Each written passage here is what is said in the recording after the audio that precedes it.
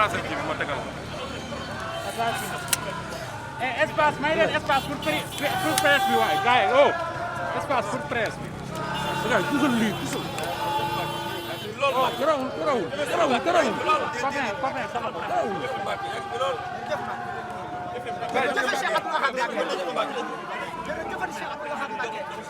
waaye sa premier Mbacke.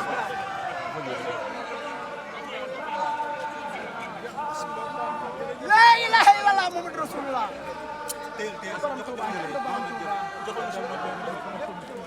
Kan do borom Touba.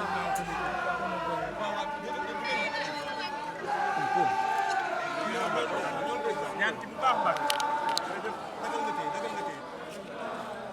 jërëjëf Mbacke.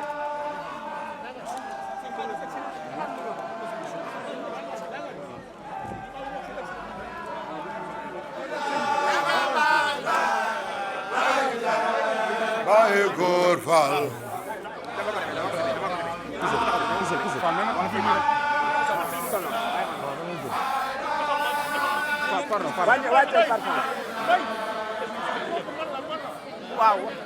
Waaw yow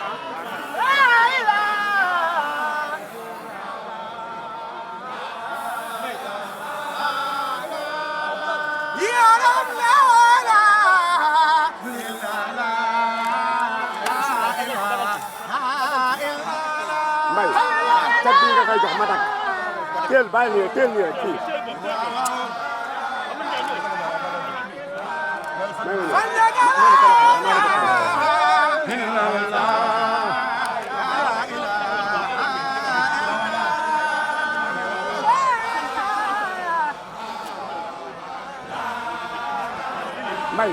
Mbay teel ko cat bi rek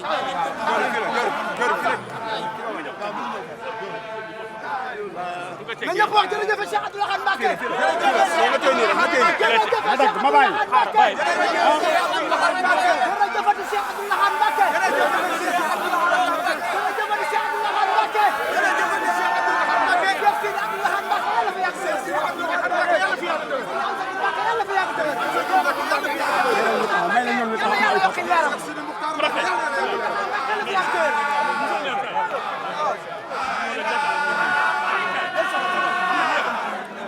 sëñ bi mu yëg waay ba fa taw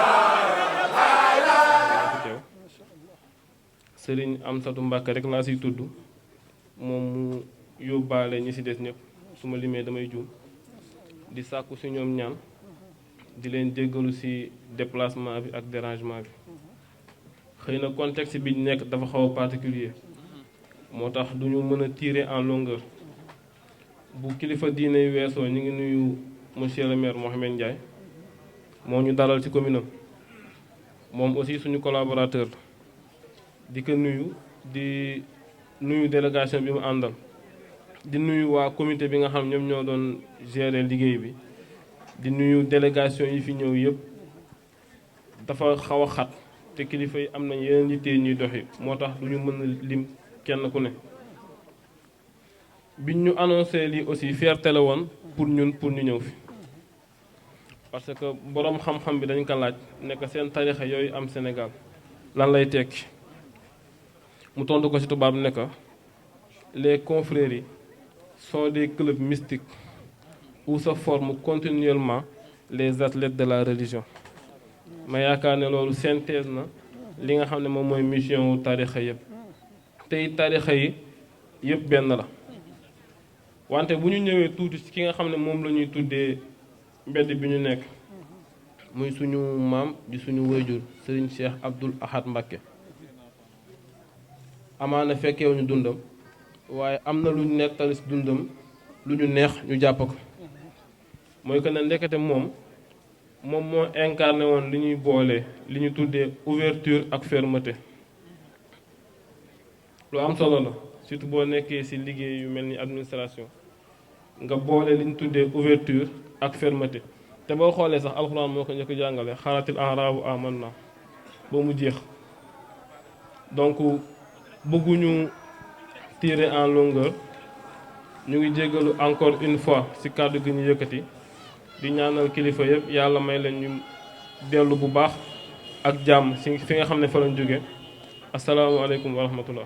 waaw man day Fallou Mbacké laa tudd doomi Cheikh Mbacké Astou Fall bu sëñ Bassirou ba pare sama yaay dëkkoon ci koñ bi sëñ maam Modou Kane juróon ko moo waral sama jotaayu teew bi sama teewaay bi moo nekkoon imaamu Golf Sud sama maam bi jur sama yaay moo nekkoon imaamu Golf Sud waaw sëñ Modou Kane. waaw sant rek ndax bu ñu jëlee mbedd mu toll nii ci Golf Sud nga xam ne moo gën a jub ci Golf Sud mbedd mi te bu ñu wax jub seen tax mbedd mi moo gën a jub ci golf loolu kon sant yàlla lañ koy booleel te fii lu ne xew na fi nag golf bu jëlee mbedd mu toll nii jóge seen blaat gën fee jub gën fee gudd am na lu tax su moom def ko kon nag loolu ñu ngi xaar suñu borom gën a yokk tawfeex rek am sentiment taalibe gën a bég ci sëriñ bi xam ne lépp Sëriñ Tuubaa la waaw ñun amul ku Sëriñ Tuubaa te lépp Sëriñ Tuubaa ko waral ancien xaay waaw mi ngi noonu waaw ak lan bisimilah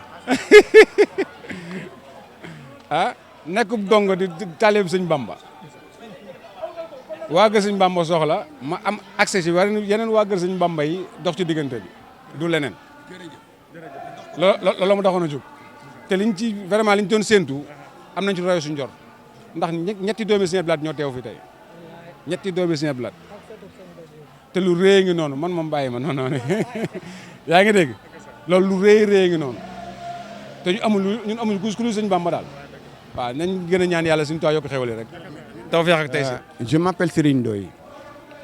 J'habite au Golfe depuis 1983. Mais si nous avons pu réaliser ce que nous avons réalisé aujourd'hui, c'est l'ensemble de l'énergie de tous ceux qui sont dans le Golfe. Je ne parle pas seulement des Mourides, je ne parle pas des Tidjanes, je ne parle pas des Khadres, je ne parle pas des catholiques, mais je parle de tout le monde. Pourquoi? Parce que quand nous nous rendions à Touba, dans la délégation, il y avait Ibrahim Sagne. Ibrahim Sagne est Tidjane. Il est le trésorier de ce que nous avons réalisé aujourd'hui. Dans la délégation, il y avait Issa Sis. Issa Sis est Layène. Partout où nous nous sommes rendus à Touba, c'est Issa qui parlait au nom de la délégation. Et quand nous sommes arrivés à Touba, au moment où nous nous entretenions avec, disons, le chambellan, je m'excuse du terme, de Serigne Sidi Makhtar, Serigne Sidi Abdoul Ahad, le téléphone de notre président bien-aimé, Babacar Diagne, a sonné. Et quand il a pris l'appel, il s'est retourné vers nous pour nous dire que c'est Pierre Clavel Pouy qui téléphonait et que Pierre Clavel Pouy fait partie de l'église. Donc ce n'est pas seulement les mourides, donc comme je viens de le dire, mais c'est tout le monde qui s'est réuni pour faire ce que nous avons fait aujourd'hui. Nous avons participé avec les autres pour la réalisation de ce stèle et pour l'appellation de la route. Parce qu'il y avait nos prédécesseurs qui ont eu à travailler sur ce projet depuis des années. Parce que la note est sortie depuis le 1er février 2010. Nous parlons de février 2010. De février 2010 à aujourd'hui, ça fait combien d'années? 11 ans. Donc, nous sommes satisfaits d'avoir fait partie de ceux qui sont à la fin de la réalisation parce que tous ont eu à faire quelque chose en ce qui les concerne, rien ne soit sur terre. Le grand-père de mon grand-père disait, il arrivera un moment où, du matin au soir, vous verrez quelque chose de très long qui va crier. Et on ne savait pas de quoi il parlait. Et c'est après qu'on s'est rendu compte qu'il parlait du chemin de fer. On m'a appris que quand ma mère se rendait à Touba avec mon père, ma mère me portait sur son dos et on nous a menés sur les wagons, au-dessus des wagons. Donc, ce n'est pas aujourd'hui. Enfin, je suis né dans une famille mourite. Je suis né dans une famille qui croyait à Serigne Touba sans l'avoir. On peut faire cela. Pourquoi? C'est pour se souvenir de Serigne Abdou Lahad.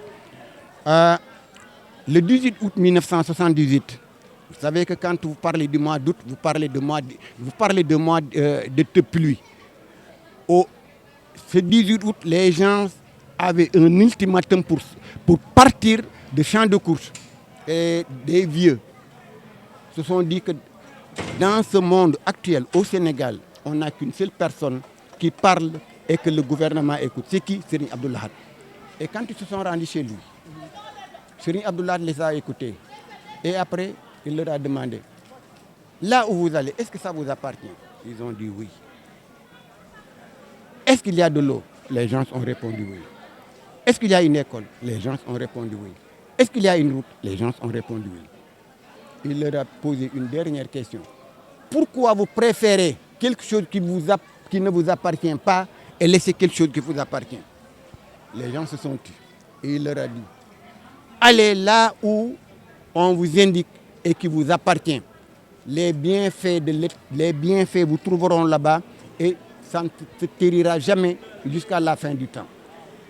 Et c'est après que les gens se sont rendus compte en 2009, en voyant que les choses avançaient, que actuellement vous avez... Bon, moi je travaillais à Hamon, j'étais le responsable commercial. Les maisons, nous les vendions à 4 millions 700. Les gens les vendent actuellement à 67 millions. Vous voyez ce que ça fait? Donc ce que Serigne Abdou Lahad disait, on est en train de le vivre. Je vous remercie.